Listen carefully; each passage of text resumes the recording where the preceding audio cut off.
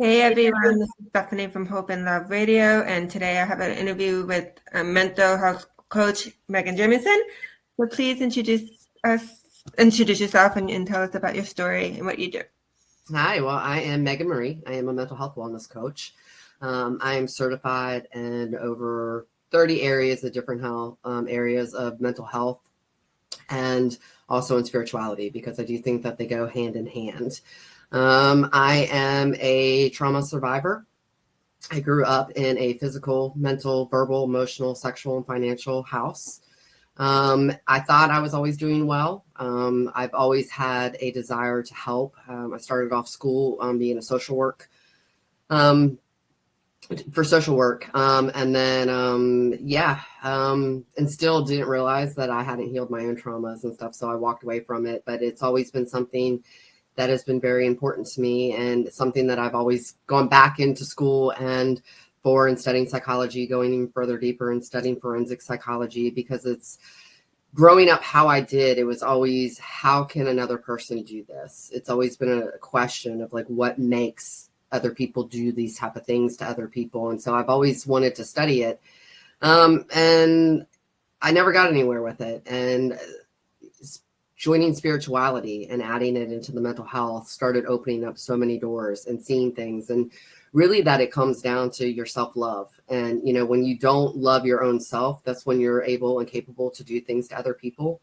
And so now it's kind of like my mission to help stop the abuse to happening is to help people love themselves, because that's where, and if you want to be the change, you have to be the change. And that's what I realized through my whole journey, is that I never loved myself, you know, and it was really, how could I love myself? You know, if your own family, you know, when you're growing up, doesn't love you, you know, that puts a lot of questions, that puts a lot of doubts within you. And it's learning to love yourself and go back to yourself and love you, and you can create the life that you desire. And we're all worthy and we're all deserving of it. And I love that I get to help people make that connection with themselves and start living the lives that they want to be living.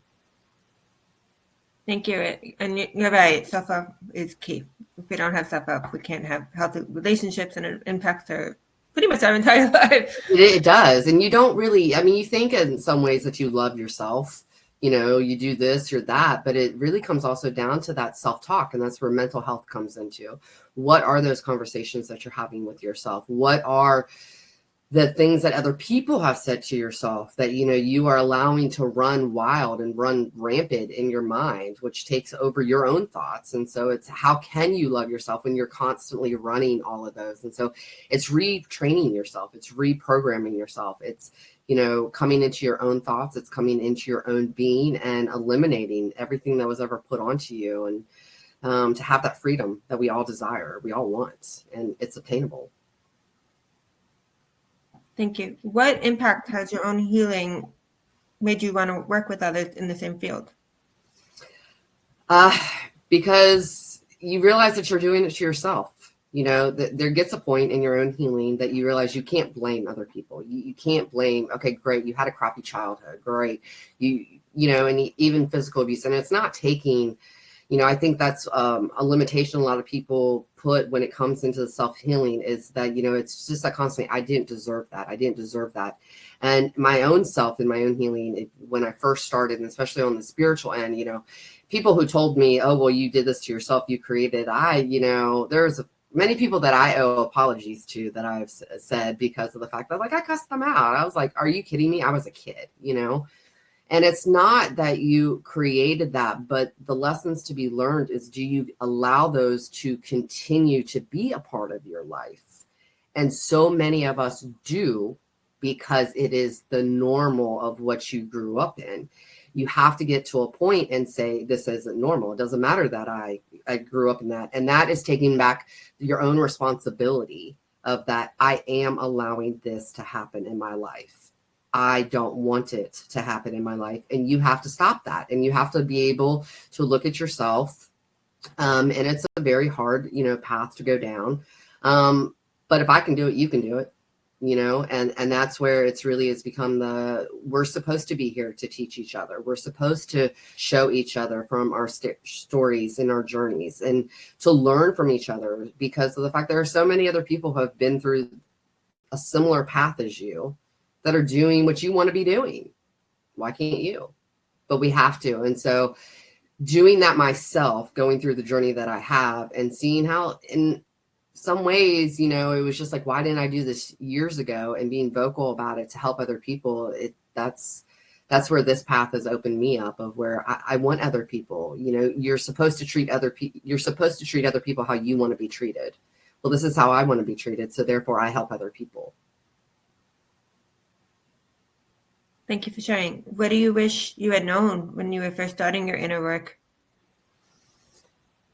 That's what do I wish I would have known? How easy it actually was, that it didn't have to be this complicated process, that you didn't actually have to go back in time necessarily. I think that is part of my own journey, is that I've realized that some of the things that I've done that I thought were necessarily right to do weren't necessary.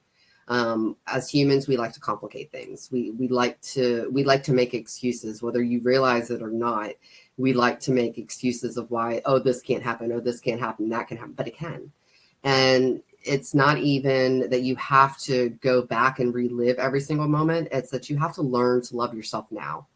And if you learn to love yourself now, where you are, and accept and understand that every part of that past that you hated has made you the person you are, and you love that person, you can then become the observer, and you don't necessarily have to go back and like relive everything. Now you can see yourself outside the situation. Now you can see, okay, how did I contribute to this? What were the actions I can do? You can't go fix other people. You can't go fix in the past of how someone else reacted into the same situation. But what you can do is become the observer of how you reacted, and then take what you have learned from that situation and move forward. We don't have to stay stuck in that past. We don't have to go back and relive everything. You don't have to do all of that. You can start right now where you are, and start with your mindset of, I'm not going to allow this. What is it that you want? And that is the first step, really, of what is it that you want? And it's not necessarily right now. It's, what do you want 5 years from now? Well, what do you have to change about you to do that? And so that is what I wish I would have known, because it would have saved me a lot of reliving a lot of trauma if it would have just been stated to me, let's start right here, right now. Let's be present. Thank you for sharing that. You mentioned some of the things why it's important to release the trauma. What other reasons it would be beneficial? Well, it kills you. I mean, if you don't release the trauma, if you don't release the pain, if you don't let go of it, you're just retelling that story. You're retelling your body that you're retelling your body. And that's where all the diseases come from. You know, it's the block chakra systems, and every single chakra can be linked to a certain area within your body. And those areas are linked to these diseases. And so, you know, even if, you know, you hear a lot about generations, we'll say like you have generations of, you know, like especially for women, you have generations of female issues coming down. Well, that's saying that in your generation line, you need to work on your sacral, you know, and so going through on that, if you want to eliminate those problems, it's learning to recognize your own energy. It's learning how to tap and communicate with your bodies. Our bodies have all the answers. And so if you're holding on to it, all you're doing is storing that energy and storing it to grow and cause disease. And so, you know, if you want to get rid of a lot of health issues you may have, you know, if you're taking a lot of prescription pills and stuff like that, and you don't like that you're taking prescription, look into the holistic, learn into ways to tap into yourself, save your life. You know, you're just killing yourself by holding on to it. Very true. It's very good. So what is the shadow self? The shadow self, you know, I love when people always ask me about shadow work. And because of the fact, another thing in a lot of mental health work and stuff, we like to compartmentalize stuff.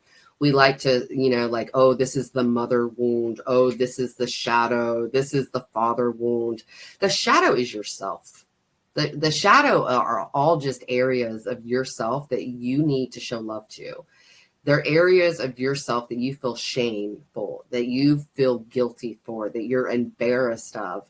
And it's bringing those sections of who you are, whether you want to change those things about yourself or you want to embrace those things about yourself, but you're afraid other people won't like you if you embrace, but it's who you are. So the shadow is just bringing you all into one. It's all just bringing, it's the light and the darkness and bringing it all to one to make us whole as a person and loving every aspect of us. And so really the dark shadow is just, what are areas of you don't like? How can you change that you don't like it? If there's something that you can change or something you can improve on, okay, then focus on that. If there's something that you don't like about yourself, you have that whole entire power to stop doing that. Why aren't you? Why do you continue to choose to do that? And those are all questions that you have to be able to get honest with yourself about. You have to get honest and be able to either reject and say, okay, this is no longer going to be a part of me, or learn to love and accept. And the more that you do that on the things that, trigger you, the things, when certain people come around you and they trigger you into things, what is it about that person that triggers you? Why is it that thing? Because most likely that's triggering your shadow. That's triggering a part of you, as in your body is saying, hey, I need some love here. I need some love. And so that's all the dark shadow is. It's just areas of yourself that you need to show more light to. You need to show more love to. Thank you. How does it develop? These different limiting beliefs. It's all about the limiting beliefs of, and it goes back to childhood of, were you always that, wild kid who, in groups and stuff, and like the parents always yelled at you, oh, you're too obnoxious or something. Like all those type of things start to develop the dark shadow, because it's other people being vocal about things that they don't like about you, that they want you to change, because you would be more appealing to them, not yourself, but more appealing to them if you change these things. And so, especially when you grow up in a dysfunctional family, those things are there all the time. There's always something new that, something is being pointed out about you that they don't like about you. Well, as kids, those people are typically role models. They're typically someone that you want to respect. They're someone that, there should be that loving connection with, but they don't love themselves. And so what they're doing is they're projecting it onto you, and we take it on. We just automatically take it on, and then we start to not like those things. So the shadow side starts at a very young age, and that's why everyone has it. That's why it's not separate. There's not, you have a dark shadow, I have a dark shadow. Every single person has a dark shadow, and it was something that was inbred into us. It's just, you get to the choice to decide again, do you love yours? Do you love that part about yourself? Or, I could improve that about myself. I would feel better about myself if I improved that. Maybe if I didn't do that, maybe, I would feel better, and that's the thing. We want to give our power away to so many other people. Oh, well, they don't like me, so I can't act that way. Well, that's why we have split personalities, because we act this way around that group of people. We act that way around this type of people. We act that way. Why aren't we just being ourselves? We're everywhere we go. And it comes down to the dark shadow, because then it comes down again to, oh, well, you know what? When I was a kid, someone said that to me too. Oh, maybe that is something wrong with me. Maybe it's something else wrong with that person, that you're triggering something into them. And again, it just comes down to that self-love. Loving every part of you, even that loud, obnoxious, annoying part that other people say, that's you. Love you. Thank you. How do you recognize when the dark shadow is being expressed?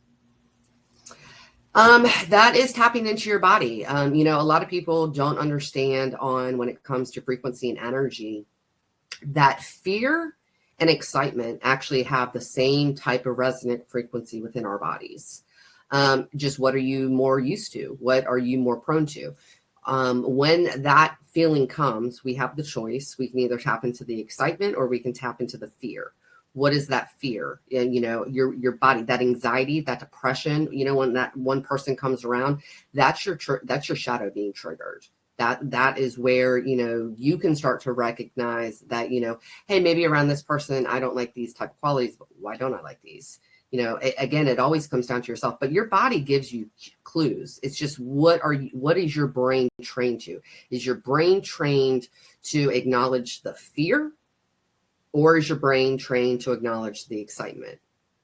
And if you don't want those triggers by the dark shadow, well, then you have to work on your vibration and change your energy and your focus to the excitement. What are the possibilities? Don't go into a thing already saying like, oh, well, this person's going to be this way. Da, da, da, da, da, da, da, da. You've already set yourself up to. You've already indulged into the dark shadow, which is not giving yourself love. Thank you. So what is shadow work and what are some of its benefits?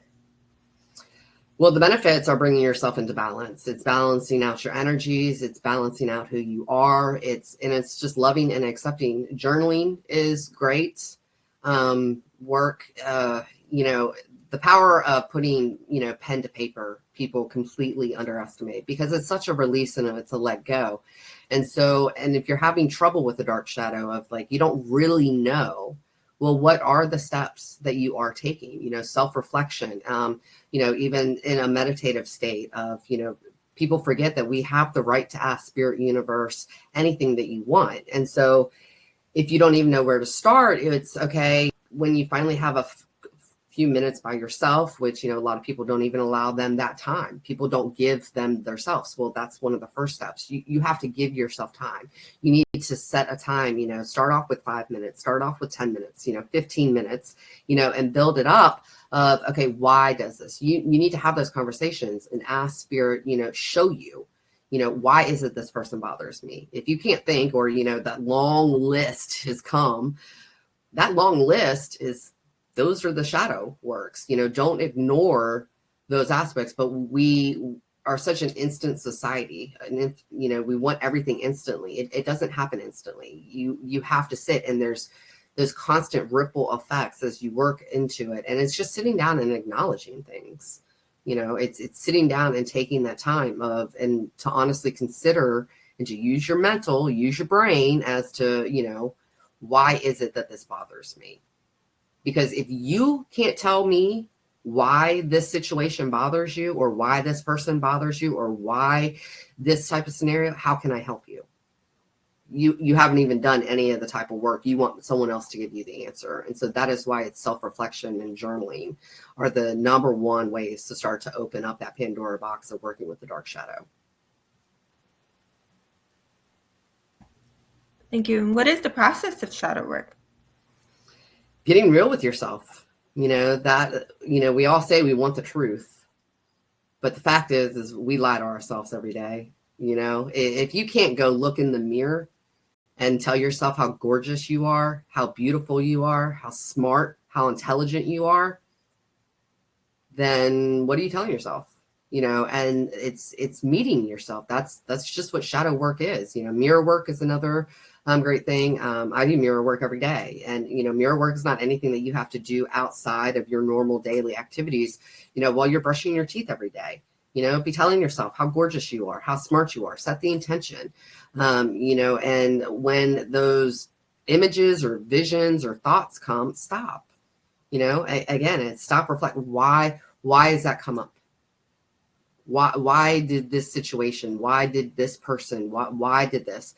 And we have to sit down, and that is just shadow work. Shadow work can be consuming to points, but it runs current with everything else. If you're loving who you are now, it's not going to stop you. It's not going to stop you in your tracks. It's not going to put more anxiety. It's not going to put limiting. If you're in a place though of not self-love to yourself, that shadow work is going to become daunting. It's going to, because it's going to give you more reasons to tell yourself why you don't love yourself. And so that is why it is very key and very important. Before you really do start shadow work, you need to be in a place of love and acceptance of who you are, because you can get stuck back there in that past. You can get stuck back there reliving all those things, getting stuck into that embarrassing of that you even let that happen. You know better than that. You do like yourself better, but why do you continue to do that? And you can get stuck into that loop, and you just get stuck into that more downward spiral. So, you've got to be in a place of acceptance and self-love.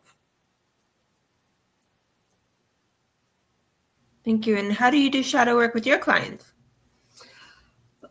Root work. So, it's very big on getting into, I think it does come down to genetics, and it does come down to your DNA. Where are things stuck within your root? Your root chakra, if you're not balanced with the root, you don't love you. Our root is our foundation, and you got to be strong and sturdy on your legs. And if there's some wobbling, well, let's get down and we just talk about it. At first we talk about it. We figure out, what are some of the limiting beliefs. One of the shadow work that I do specifically is it's kind of like a Venn diagram. What you do is you put say your nemesis. There's a person that you don't like. You put their name on top of a piece of paper and you write a list. And then write in big red marker list, a big line underneath their name.